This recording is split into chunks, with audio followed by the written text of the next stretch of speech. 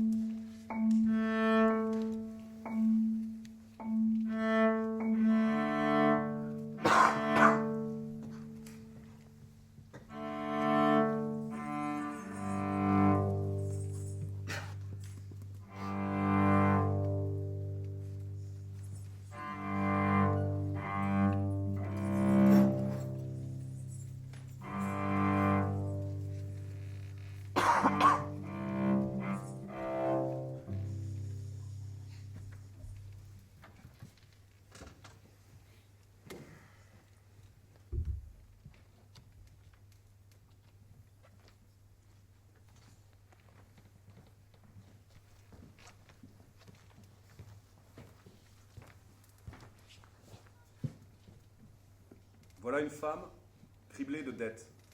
Nous allons vous raconter son histoire. Elle est là, assise dans son petit appartement, quelque part, n'importe. Elle n'est pas forcément à plaindre. Elle n'est pas misérable. Elle endure. Comme beaucoup d'autres, elle endure.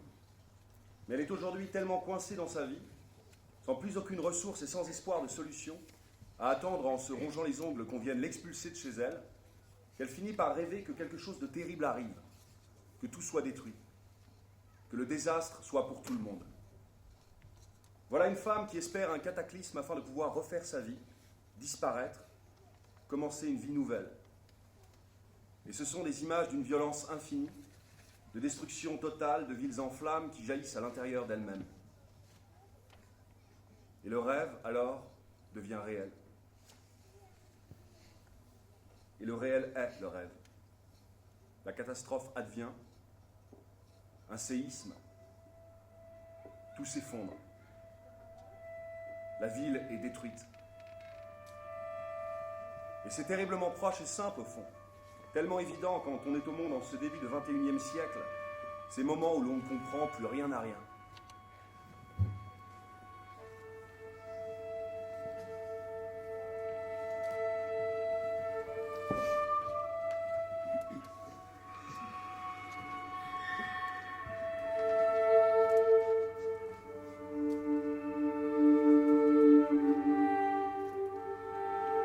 Sur les plaines circulent à l'aube des animaux amples et majestueux. Ils avancent à travers ruines et gravats dans les parcs industriels, près des stades. Quartier sud, zone abandonnée des Scandars. De grands cerfs évoluent à travers bois. Les lions traversent les avenues, s'attardent près des arbres. Devant les yeux éteints, les statues de conquérants recouverts de lierre mugissent près du périphérique et dansent dans le soir. Passage dans le crépuscule rouge d'éléphants somptueux. Leur parissement grimpe le long de parois abîmées, vastes immeubles. Beauté convulsive. Les bêtes fabuleuses. Murmure Madame de Fonbanel. Madame de Fonbanel, il est 7 heures, charge son fusil en or. Loin des salons poussifs et inquiets et de l'heure du thé, loin.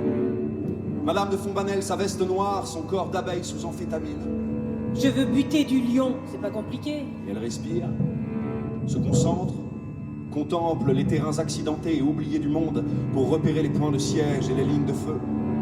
Beauté radicale de Madame de Fonbanel quand elle charge son arme, quartier sud, zone abandonnée des Scandars, où rien d'autre ne circule que les bêtes fabuleuses. Selon Madame de Fonbanel.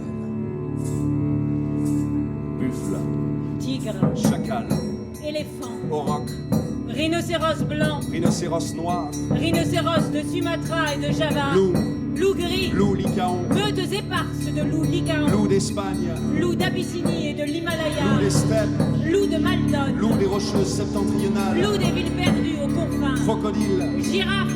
léopard de l'île de Nam, Puma des plaines volcaniques. puma des forêts diluviennes, Poney sauvage. mygale, Porc épic. rat, Castor. flamant rose, Perroquet. couleuvre d'Amazonie, Cobra. serpent à sonnette, Serpent minuscule. vipère des sables, Varan. caïman, Sanglier. Lamanoir, Babouin. bonobo, Gorille. singe hurleur, Singe araignée. singe des régions chaudes, Singe des déserts de sable. tamarin des plaines, Tamarin des plaines. zèbre, Hippopotame. chevaux sauvages, Muston au plage noir. crapaud, Piranha. grenouille carnivore, Tortue d'eau douce. tortue de mer, Jaguar. tapir, Anaconda. bison.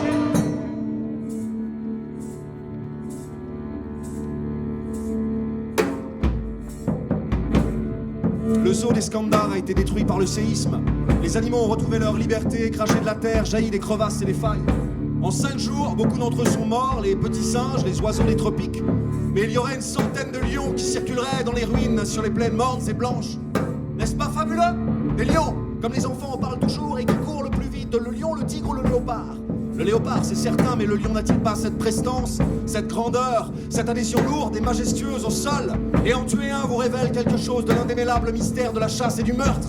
Et n'en va-t-il pas du destin même de la ville d'Eskandar?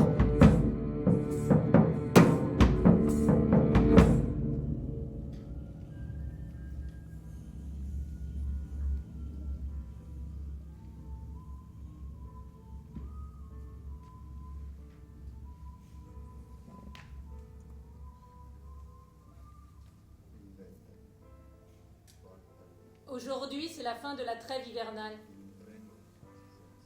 Les huissiers vont arriver dans quelques minutes. Cet avis d'expulsion, je l'ai posé avec les autres sur la commode. Qu'est-ce que je peux faire? Ben, j'ai pas répondu. J'ai rien. C'est leur problème. Comment j'en suis arrivée là? Je chavire. Et il faudrait que quelque chose se passe. Trouver une issue, fuir.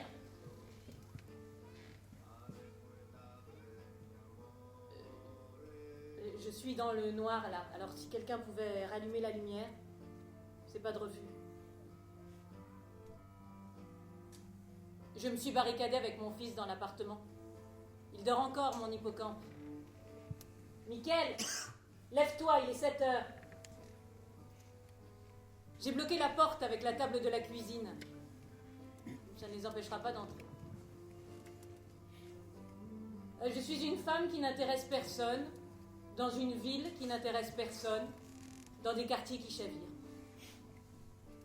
La vie me prend à la gorge chaque matin, me plaque contre les murs, m'agresse 60 fois par minute. Mais je suis quelqu'un d'équilibré. Je crie sur mon enfant, je donne des grands coups dans les murs, je casse des objets. Comment ça tient, le monde? Ah, avec tous ces gens qui pètent les plombs, qui crient, qui donnent des grands coups dans les murs. Peut-être que ça tient pas du tout. Mais tout de même.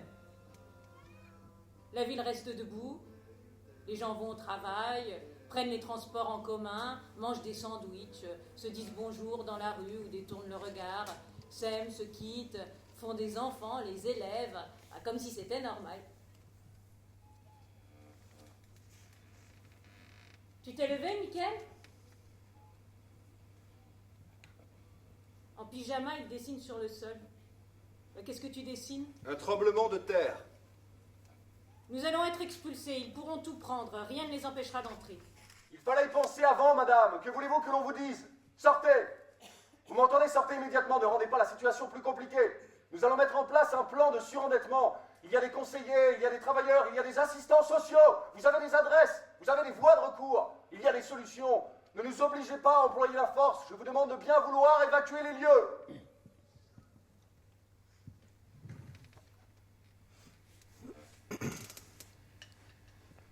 Deux hommes en costume embarquent téléviseur, chaise, table, lampe. Mickaël a un couteau de cuisine dans la main. Mais pose ce couteau, Mickaël. Lâche ça tout de suite. Il lève le couteau.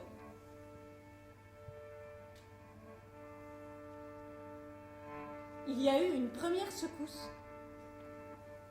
Mais lente d'abord, à peine perceptible, comme une vague venue de très loin.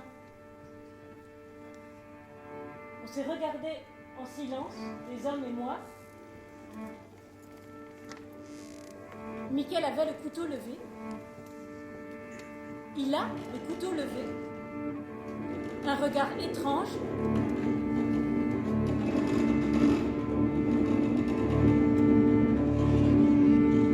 La terre se met à trembler.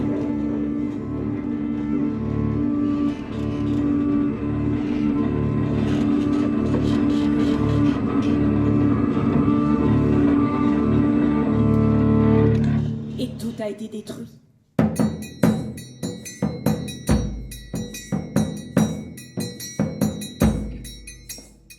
5 jours après le grand séisme et la destruction du zoo, Madame de Fonbanel sur le toit de l'école déserte, accompagnée de son fils de 8 ans et demi, presque 9, bientôt 10. La vie passe si vite, mais nous y reviendrons. Il porte une valise en cuir remplie de munitions pour le fusil de sa mère. Ne t'approche pas trop près du bord, Michael. Sois un peu ce que tu fais. Il déambule ainsi sur le toit, les yeux portés sur le désastre.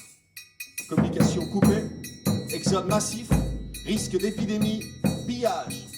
Il est 7 heures. Et c'est un plaisir que d'être enfin quelqu'un d'autre. Quand vous avez si longtemps correspondu à vous-même, par devoir, résignation ou ennui. Et Madame de Fonbanel s'allonge avec élégance, réduit son souffle, règle son viseur avec précision, contemple l'immensité. Des lions gigantesques ouvrent la gueule à travers les quartiers, paradent dans les rues, avalent des humains qui s'attardent dans les zones. N'est-ce pas fabuleux? Le monde qui s'effondre vers autre chose, comme un gigantesque animal qui s'ébroue. Et Madame de Fonbanel qui précise, qui sublime, qui élégante, froide et pointilleuse, pendant que son fils dessine à l'écart une couverture sur les genoux, souffle, respire, se concentre, ramène son rythme cardiaque à 66 pulsations par minute, vise. Il fallait y penser avant, madame. Que voulez-vous que l'on vous dise? Sortez. Vous m'entendez? Sortez immédiatement. Ne rendez pas la situation plus compliquée. Nous allons mettre en place un plan de surendettement. Il y a des conseillers, il y a des travailleurs, il y a des assistants sociaux. Vous avez des adresses. Ainsi parlaient les hommes qui se sont présentés dans l'appartement. Mais c'était avant que leur tête ne soit écrasée par 70 tonnes de béton bien armé et qu'elle ne sente enfin la liberté pure. Dévaster son ventre, ses reins et les lacets compliqués de ses veines. Justice. Justice. Ô Escandar, ma ville de sang.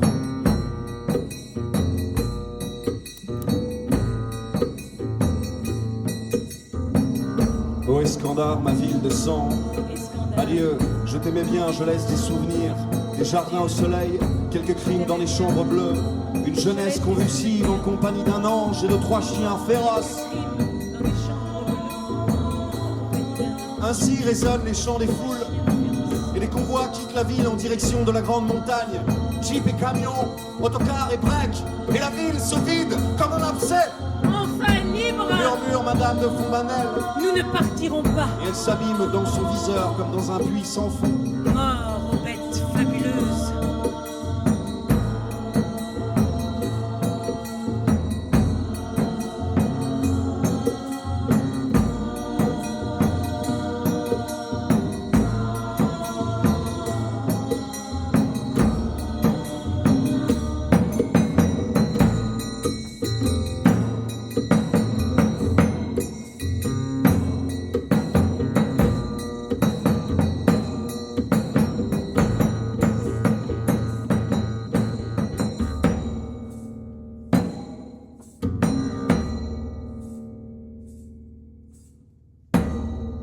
Madame de Fonbanel, en position de tir, allongée sur les toits de l'école, 5 jours après le grand séisme et la destruction du zoo.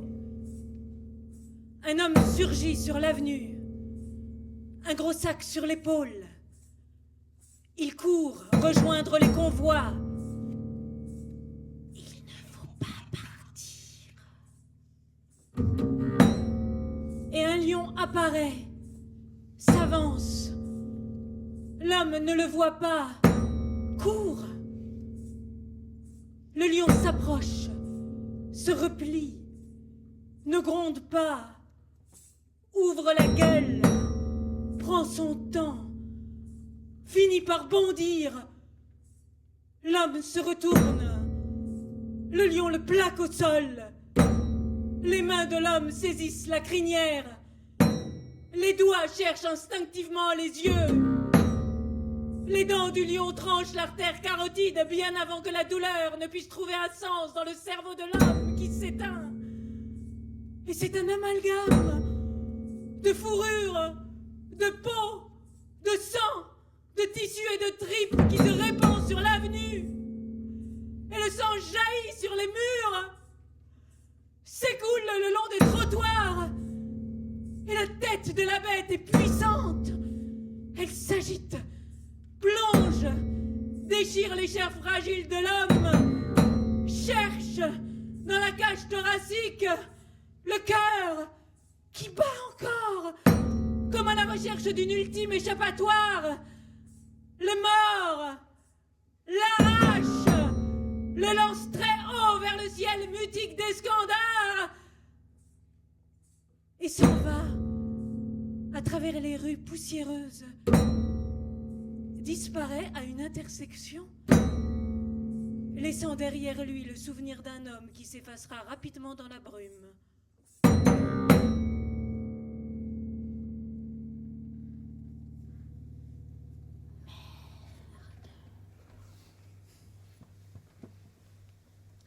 Dit Madame de Fontbanet.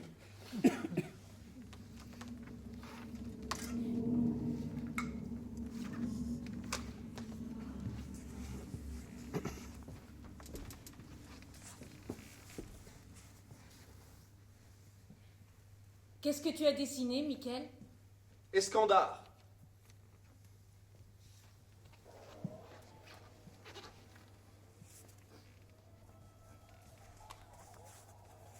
Nous, les pauvres, on n'a pas peur de la mort. On vit avec l'éventualité à chaque seconde. On sait qu'on n'est pas grand-chose. On est des philosophes. Mais je plaisante. Quand la terre s'est mise à trembler, les huissiers se sont enfuis d'un coup. J'ai pris nos sacs de voyage, le fusil de mon père avec la valise remplie de munitions et j'ai attrapé mon fils. Michael, viens ici. Donne-moi la main. Ne t'inquiète pas, c'est un séisme. Il faut qu'on s'attache, mon hippocampe. Ta main, donne. Voilà, comme si nous ne faisions qu'une seule personne.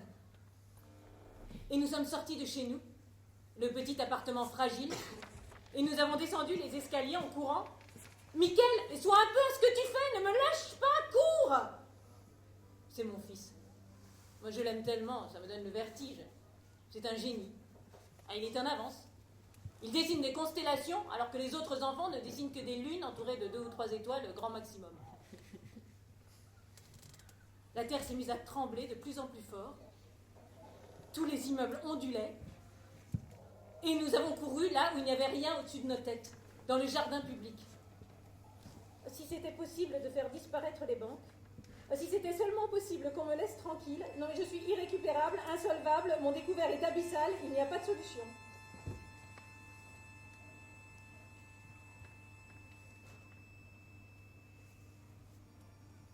Et j'ai vu mon immeuble s'effondrer. Le désastre. Les routes devenues gouffres. Les crevasses. Les bâtiments à terre. Les banques détruites. Tous les gens qui hurlaient dans la poussière. J'ai su que je ne pourrais plus être expulsée. Plus de dettes à rembourser. Ni ces crédits, ni toutes ces choses absurdes et impossibles. Et que quelque chose de nouveau allait enfin pouvoir commencer. Alors j'ai chargé le fusil de mon père. Nous nous sommes mis en route. Michael portait la valise remplie de munitions. J'ai récupéré des dizaines de conserves dans un supermarché, des bidons d'essence, des bouteilles d'eau. La ville résonnait de cris et d'appels. J'ai mis toutes les provisions dans un vieux caddie. Le soleil était indifférent au-dessus de nous. On a avancé dans la direction de l'école de Miquel. Des bêtes fabuleuses s'échappaient du zoo. Jaillissaient des entrailles de la terre par centaines. Envahissaient les rues.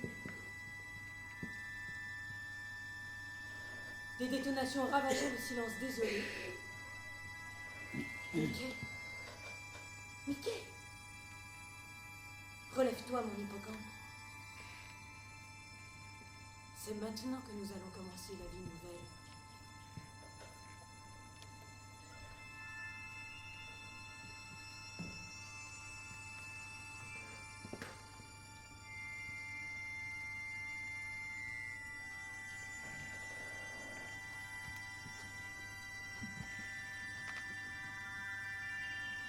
Juste après l'effondrement de leur immeuble, un magasin de vêtements à moitié détruit, une veste noire en vitrine. Elle entre, essaie la veste noire, se regarde dans la glace.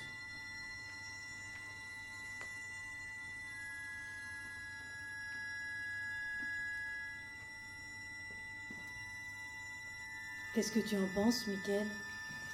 On dirait une Madame II. Une vraie, pense-t-elle, qui ne baisserait pas les yeux, qui ne se sentirait pas toujours inférieure,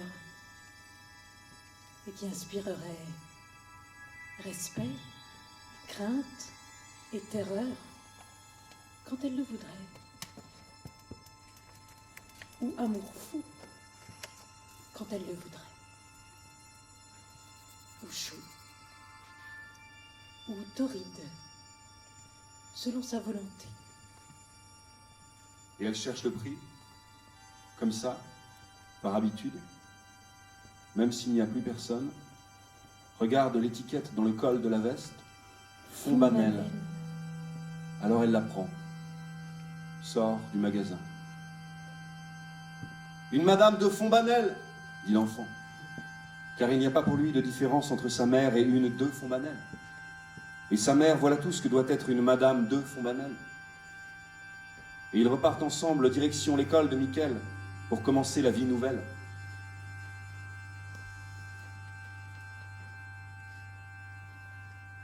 Tout doit être délicat chez une Madame de Fonbanelle. Ses mains, son corps d'insecte sous acide, les mots qu'elle emploie, les balles avec lesquelles elle tire, la mort qu'elle infligera, sans fioriture. Alors,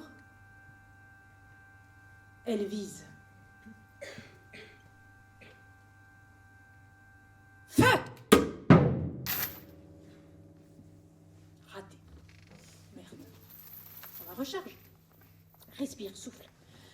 82, 81, 80 pulsations cardiaques par minute. Bon, ton bras gauche tremble encore. Bon, concentre-toi. Voilà, respire. Respire encore. Souffle. 79, 78, 77. Vise. Feu! Raté. Miquel, la valise. Merci, mon hippocampe.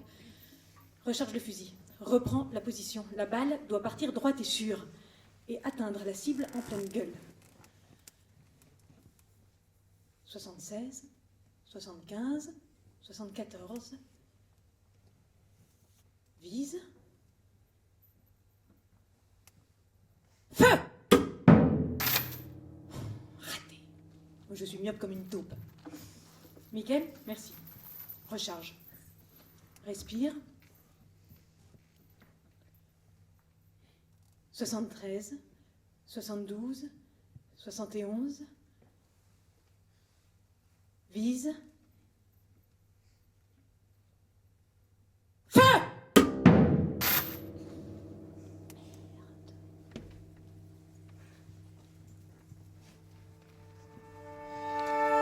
Soir. Illumination rouge au loin. Le crépuscule, comme si quelqu'un renversait des tonnes d'essence sur les sommets avant de foutre le feu à l'horizon. Particules de poussière dans l'air tiède. Barrissement d'un éléphant. Et Madame de Fonbanel, avec le fusil hérité de son père, s'éternise sur le toit de l'école. Les convois continuent de quitter la ville, entament l'ascension de la grande montagne.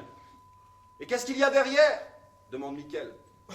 Il y a d'autres villes, et d'autres pays, et d'autres peuples, avec la mer en bas des falaises comme une barrière qui scintille, intouchable, démesurée et muette, et qui se remettra du saccage des humains, alors que nous aurons tous disparu dans le cosmos. Et Miquel dessine ce qu'il comprend, ensorcelé par la voix de sa mère.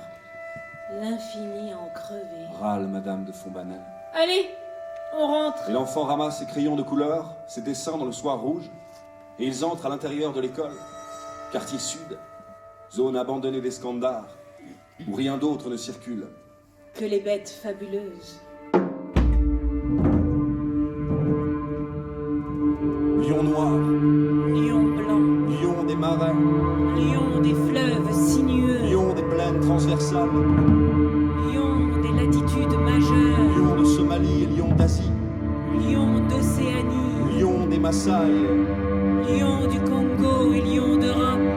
lion des cavernes, Lion des gouffres et des criques. lion des digues orageuses et des forêts profondes du nord, Lion aux toisons d'or. lion majestueux aux mâchoires d'argent, Lion au sommeil plombé. lion aux attaques éclairs, Lion requin. lion foudre mort et harpon sans sommation, Lion dévoration brève. lion au souffle rond, Lion aux toisons noires. des villes disparues sous les sables.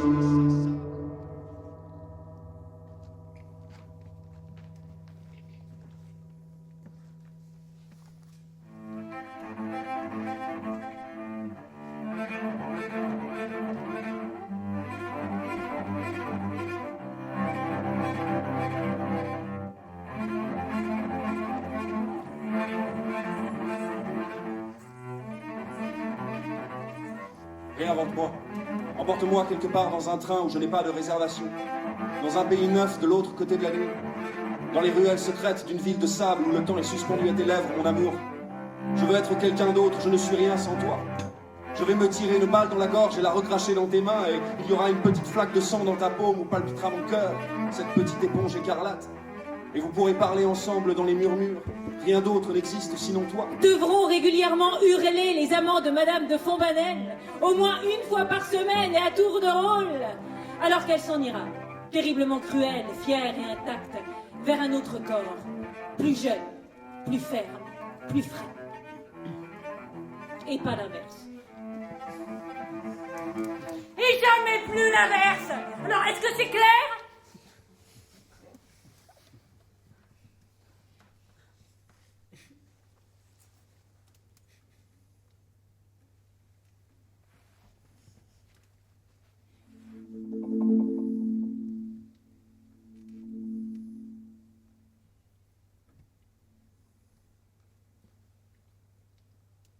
Qu'est-ce que tu as dessiné, Miquel ? La vie nouvelle.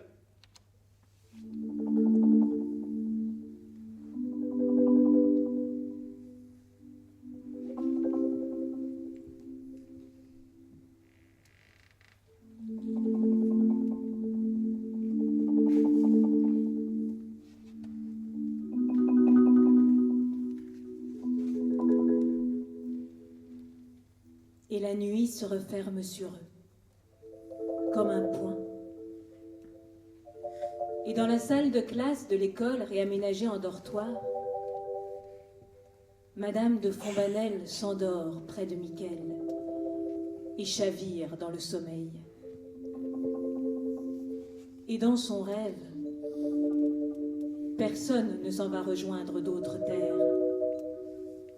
Il n'y a pas de lions qui circulent par centaines sur des plaines mornes et blanches. Pas d'ours qui grimpent sur des réfrigérateurs dans des centres commerciaux détruits par un séisme.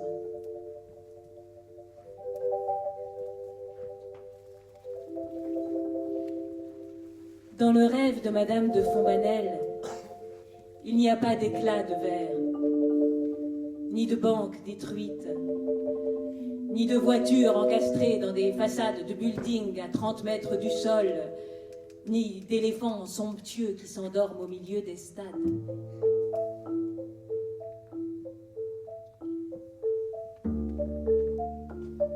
Dans son rêve, il n'y a pas eu de séisme. La ville est restée debout, fragile, convulsive, et les gens y vivent. Leurs belles mains vieillissent, ils se perdent dans le langage, bafouillent, et leur cerveau finit par imploser. Et dans le zoo de la ville, 3 lions malades bâillent derrière une fosse affalée dans le sable, et les enfants les montrent du doigt. Et qui court le plus vite? Le lion, le tigre ou le léopard? Et Madame de Fontvanel se retourne sur le matelas, et dans son rêve, son visage apparaît dans le miroir d'un magasin de vêtements quelconque. Ses cernes, sa fatigue, toute la vie déjà vécue et celle précaire qui lui reste.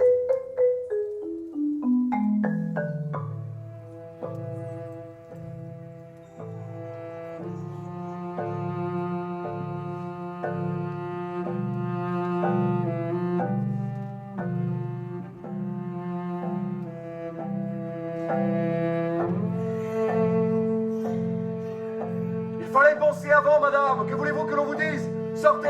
Vous m'entendez? Sortez immédiatement, ne rendez pas la situation plus compliquée. Je vous demande de bien vouloir évacuer les lieux. Et elle doit quitter l'immeuble, le petit appartement fragile, et rien n'a eu lieu. Les dettes sont abyssales, l'argent manque à en vomir d'angoisse, et nulle part il n'y a de fusils en or, ni de bêtes fabuleuses, ni d'épopées possibles. Nulle part.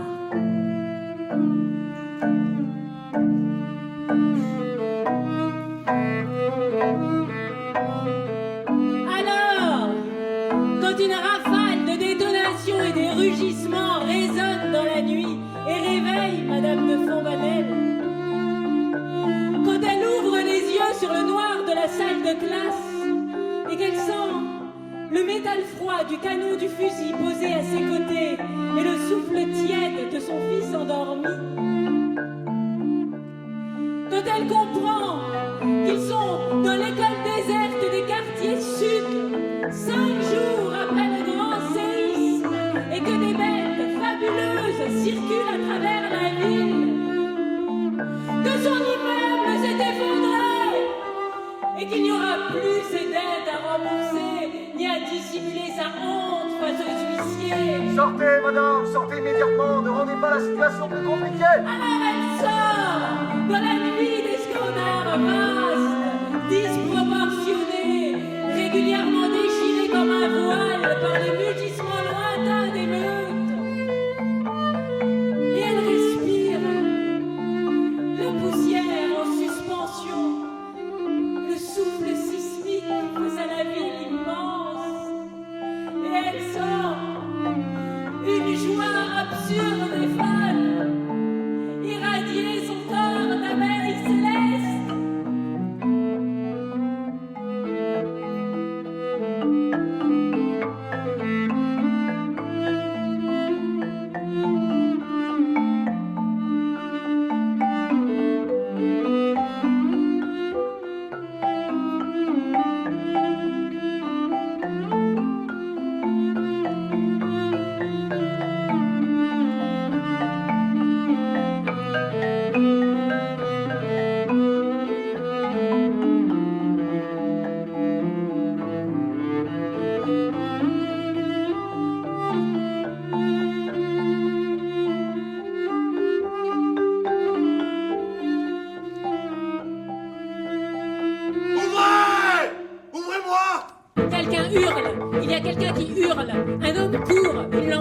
Dans les mains. Derrière lui, les lions rugissent, les meutes le traquent.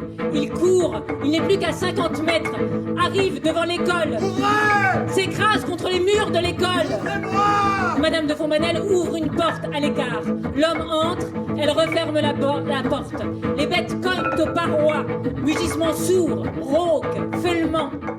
L'homme s'effondre sur le sol, crachant, vomissant sa bile, sa terreur. Elle lui prend la lampe des mains, l'éclaire au visage, le braque avec son fusil. Qui êtes-vous? D'où est-ce que vous venez? Comment vous appelez-vous? Comment avez-vous survécu? Donnez-moi vos armes. Ne tirez pas, Dit l'homme. Et il lui remet son sac, ses armes. Un fusil et 3 revolvers chargés. Je m'appelle Thomas Cantor Thomas. Je suis ici parce que j'ai eu des difficultés. Les gens, certains, pas tous, la plupart, m'avaient demandé de participer à leurs affaires, mais j'avais autre chose de prévu. Alors ils se sont mis à comploter. Ils le font toujours, ils n'ont rien d'autre à faire. Ils se réunissent, jacassent, passent en revue tous les gens qu'ils connaissent ou fréquentent et se mettent au travail avec des gants de boxe ou des mitrailleuses. C'est une image. Elle est mauvaise. Comme les gens. Mais quelle rigolade, quel plaisir, et l'angoisse de savoir secrètement que ce sera bientôt son tour. Quelle adrénaline! Je travaille à l'université centrale. Je suis le plus doué, mais j'ai le malheur de boire un peu trop quand je suis content. Alors ils ont commencé à dire du mal de moi pour m'enterrer vivant, me mettre KO, me chier dessus, me foutre dans la terre et aller pisser sur mon cadavre. Mais je me suis défendu. Et surtout contre cet infâme et pervers Jean D, le grand professeur de botanique de l'université centrale. Vous le connaissez? Non? Tant mieux. Je l'ai frappé et il est tombé, comme une mandarine. On suivit toutes ces histoires approximatives de justice. Ils voulaient m'enfermer pour la vie. Tout est allé très vite. Ils m'ont jeté dans un camion de transfert et la terre s'est mise à trembler. Nous sommes 6 détenus à l'arrière avec les menottes. Ils arrêtent le camion et nous font descendre. On est dehors sur la route avec les gardes. C'est un séisme, je dis. Possible, mais ferme ta gueule, dit le garde. On est un peu comme une gentille famille, je dois dire, les 6 enfants avec les menottes et les 2 vieux qui s'inquiètent en se tirant la gueule. Il y a eu une secousse très violente. On est tous tombés par terre et moi, malin, j'ai réussi à voler un flingue à l'un des gardes. J'ai dit « Enlevez-nous les menottes ou je vous abats l'un d'après l'autre !» Alors ils ont enlevé les menottes aux collègues et ils m'ont enlevé les menottes et ensuite, comme j'avais l'arme en main, et que c'est pas souvent le cas, je vous avoue que j'ai pensé à pas mal de trucs bien dégueux. Voulez-vous que je vous les décrive? Oui, ils sont bien dégueux. Mais un trou s'est ouvert, les 2 gardes ont disparu dans les entrailles terrestres. Ils ont eu de la chance, ça je peux vous le dire. On a récupéré les armes dans le fourgon et on est chacun parti de son côté. J'ai couru pendant 3 jours. Je suis inoffensif, je ne sais pas ce que je vais faire. Le fantôme de Jean D toujours me poursuivra, avec ses étudiantes en botanique.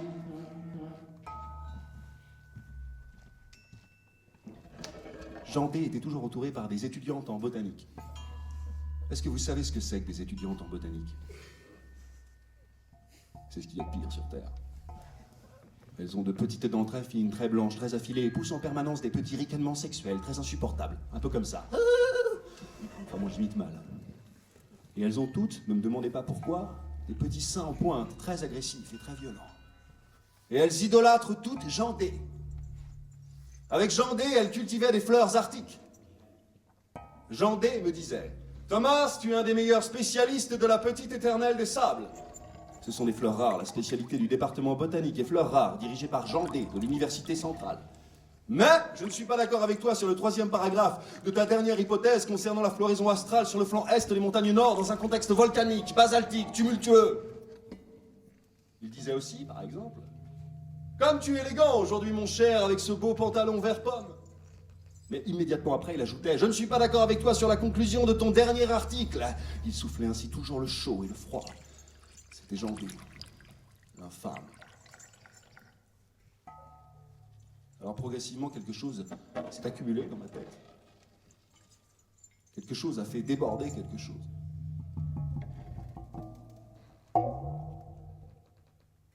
C'était un soir, une réunion dans un préfabriqué de l'université centrale. Il parlait, comme à son habitude, de fleurs et de botanique, et de je sais tout, et de vous ne savez rien. et de je ne suis pas d'accord avec toi alors que tu n'as encore rien dit. Les gens qui disent qu'ils ne sont pas d'accord avec toi alors que tu n'as encore rien dit. Les gens qui disent qu'ils ne sont pas d'accord avec toi alors que tu n'as encore rien dit. Les gens qui disent qu'ils ne sont pas d'accord avec toi par principe. Ah si, t'es jandé. Et les étudiantes très agressives en potardie qui ricanaient toujours comme si t'agaçant avec de petites voix très épuisantes et de petites dents toutes blanches. Je rêvais de les taper relativement fort.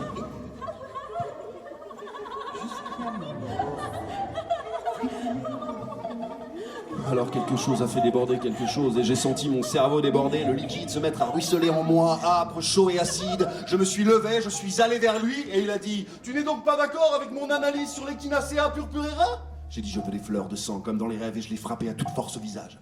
Il est tombé comme une mandarine. J'ai pris un vase, je lui ai fracassé le vase sur la tête. Les étudiantes qui ricanaient, ne ricanaient plus du tout. Elles beuglaient comme des putois. Au secours, on assassine Jandé. On exagère, on dépasse la mesure. Avec leurs dents toutes blanches et coupantes comme des rasoirs et leurs seins très violents qui s'étaient mis à bondir dans tous les sens. Mais je leur ai mis des claques pour les faire taire. Je ne me suis pas privé, je dois dire. Quelle adrénaline. Et voici comment je me suis vengé de Jandé. Je sens qu'elles reviennent. Qui ? Les bêtes fabuleuses. Alors Thomas Cantor se tait, se relève, suit Madame de Fonbanel sur les toits de l'école, contemple le périmètre. Derrière les édifices, des meutes se rassemblent.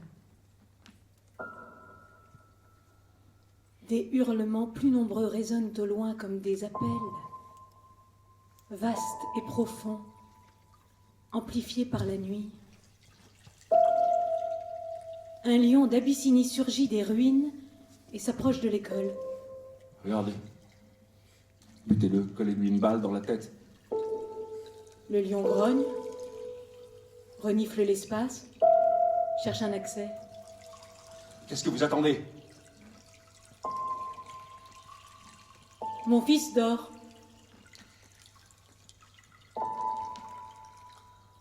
Et ils se taisent.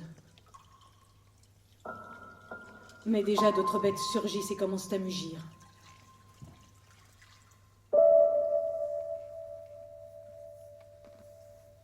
J'ai peur.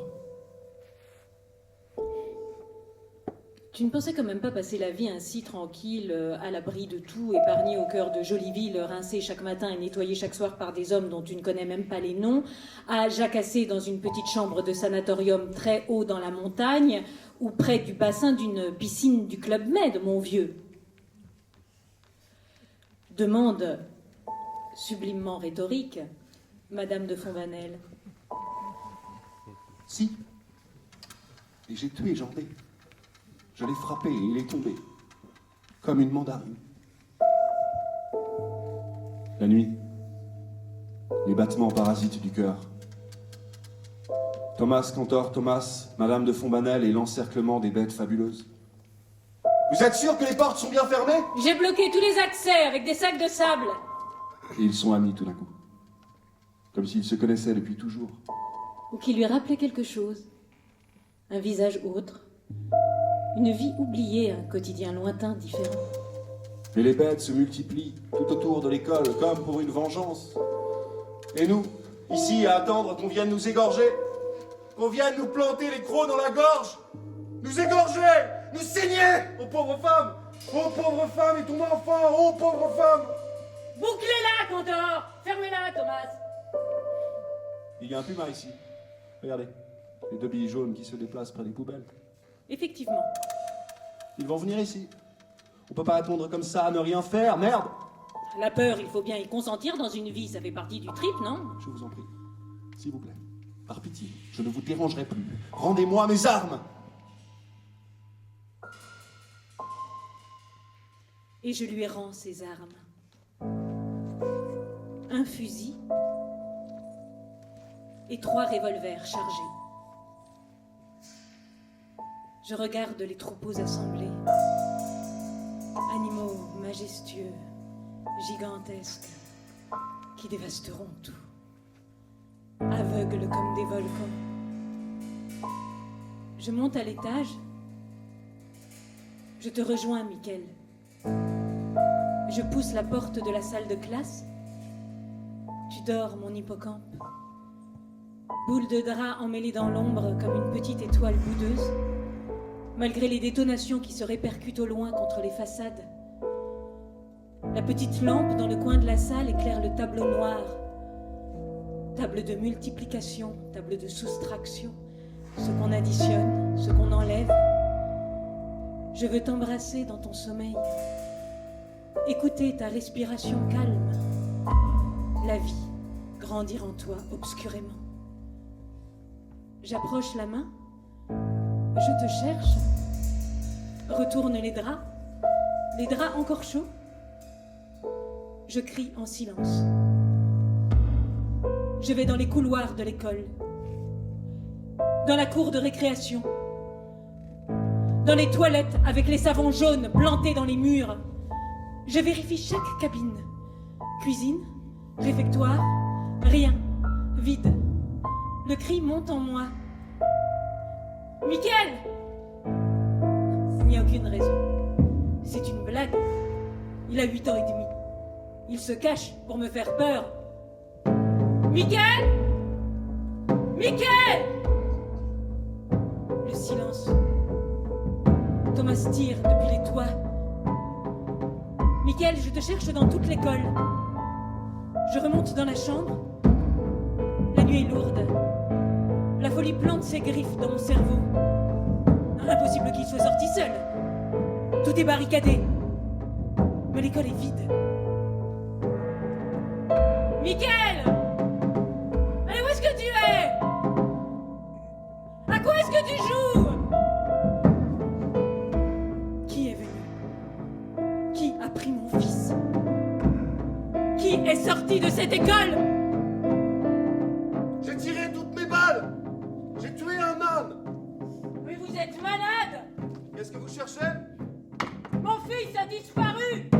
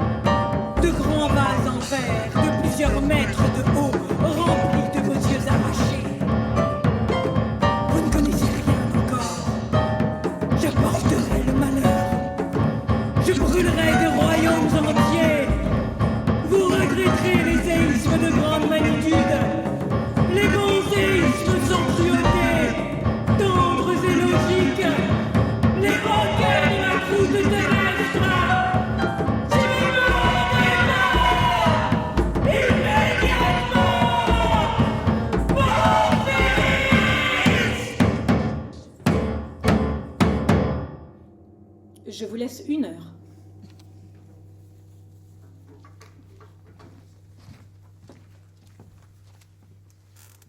Noir total. Quartier sud. Escandard pulvérisé. Une petite silhouette remonte les avenues. J'ai oublié mon couteau. Bus renversé sur le flanc, envahi de singes hurleurs, sifflements, chuintements.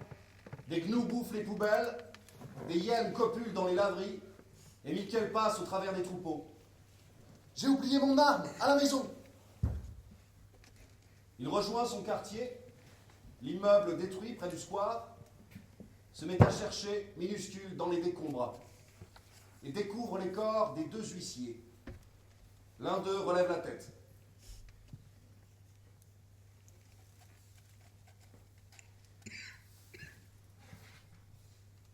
Béton dans la bouche, parpaing sur nos gueules, merde à la vie, ce malentendu.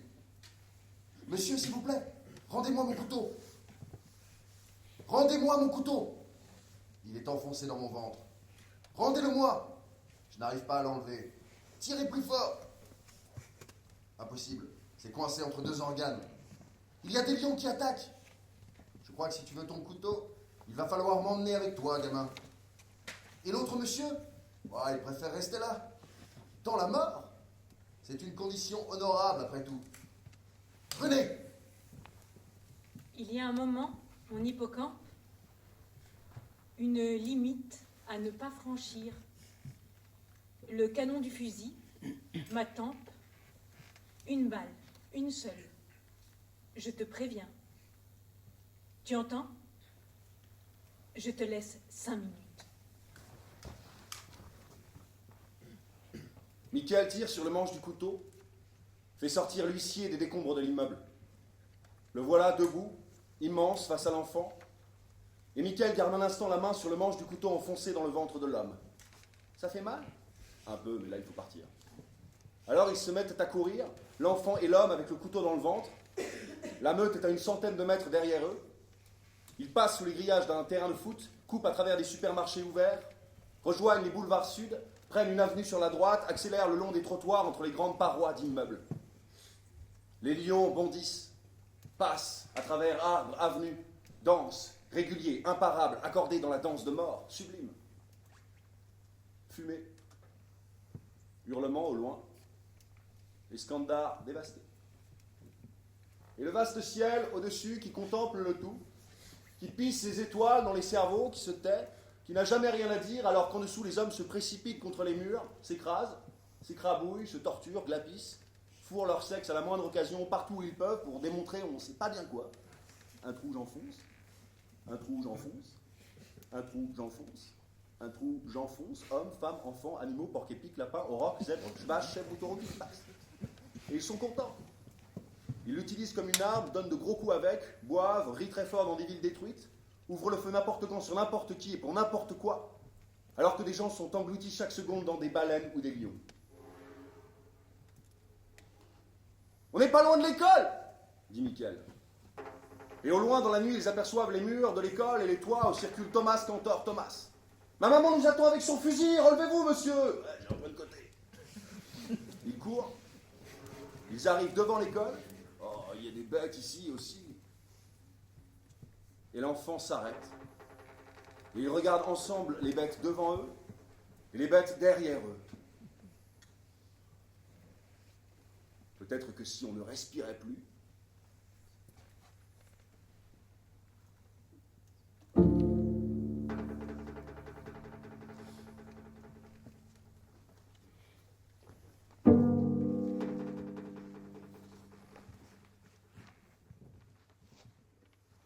Regardez!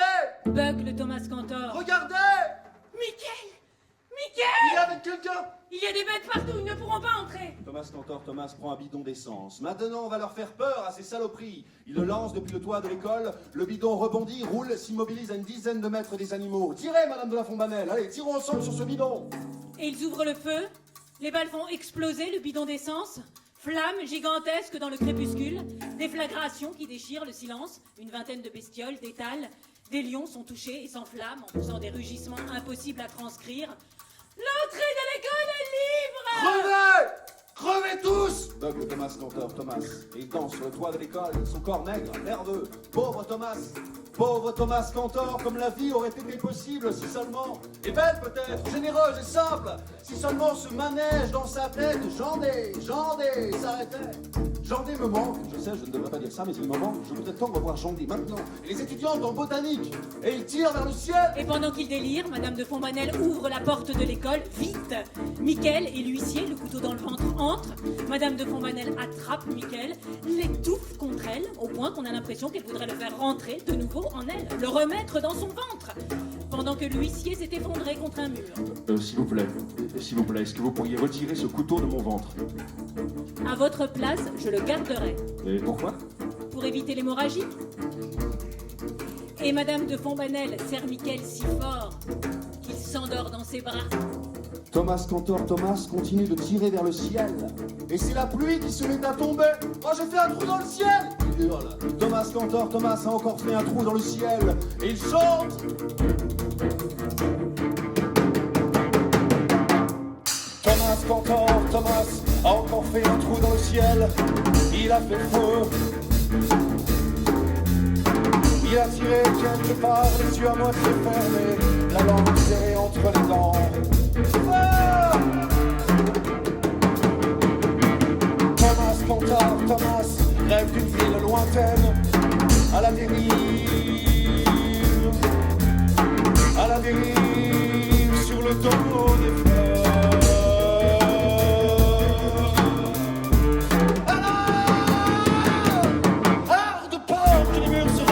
Et les traces, il a fait peur, Thomas Cantor. Thomas Cantor, Thomas, son corps nerveux, opéra de vertèbres.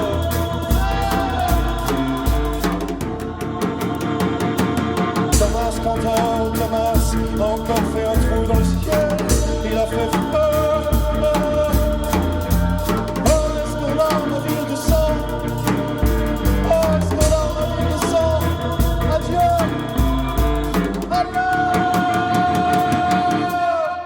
Je t'aimais bien, je laisse des souvenirs, des jardins au soleil, quelques crimes dans des chambres bleues, une jeunesse convulsive en compagnie d'un ange, et de trois chiens terrain sang et scandale, ma ville de sang, le scandale.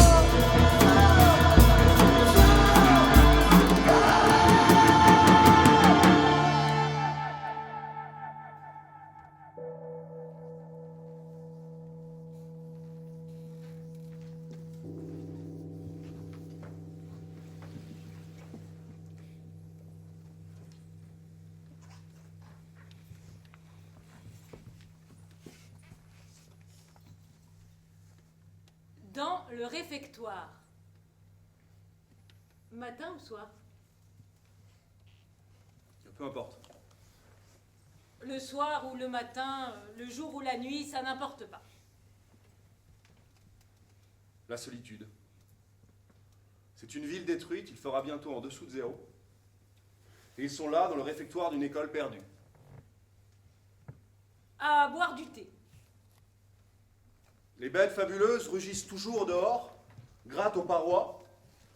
Madame de Fontbanel et l'huissier discutent alors que Mickaël dort sur les genoux de Thomas Cantor, Thomas.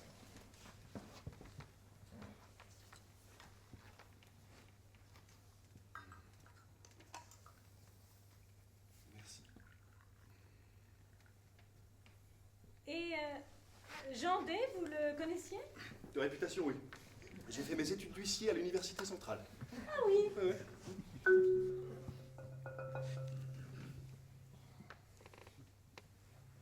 Il faudra beaucoup de temps pour que l'école soit reconstruite. Faudra beaucoup de temps pour qu'Escandard retrouve une vision nette. Il faudra beaucoup de temps. Beaucoup de saisons, de jours, de nuits, pour reconstruire, pour retirer les couteaux des ventres. J'étais au service de l'État, figurez-vous. Mais l'État est tombé en poussière. Nous ne comprenons plus rien à rien. Qu'allons-nous devenir?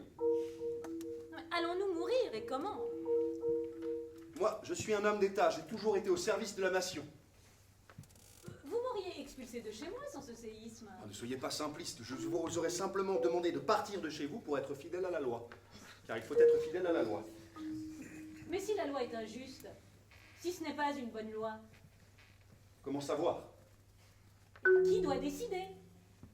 J'ai mal à la tête.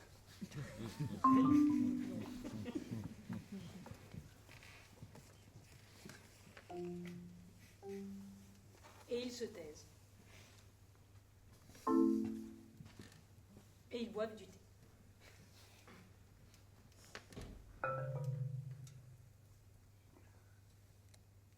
Et puis Madame de Fonbanel sort un dictionnaire pour lire la définition exacte de la vie. Fait de vivre,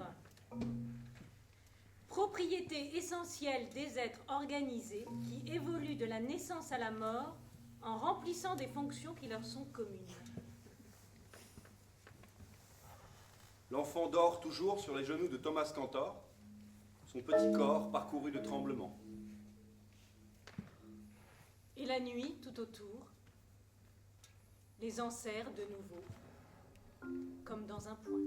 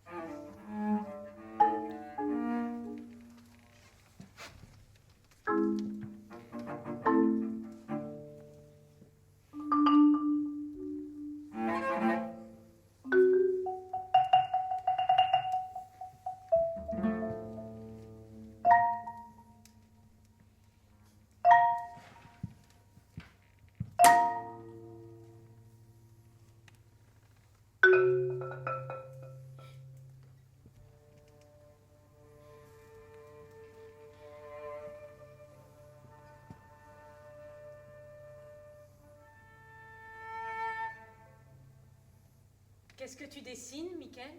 Un homme élégant sur un mur.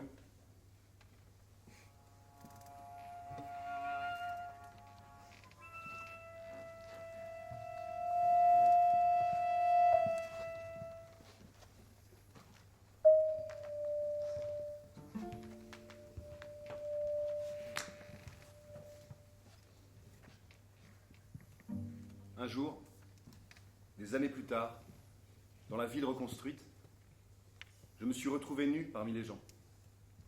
Le matin, je m'habille et mes vêtements tombent aussitôt en cendres sur le sol. Je mets d'autres vêtements sortis de l'armoire et ils tombent de nouveau en cendres au bas du lit. La chambre est vide.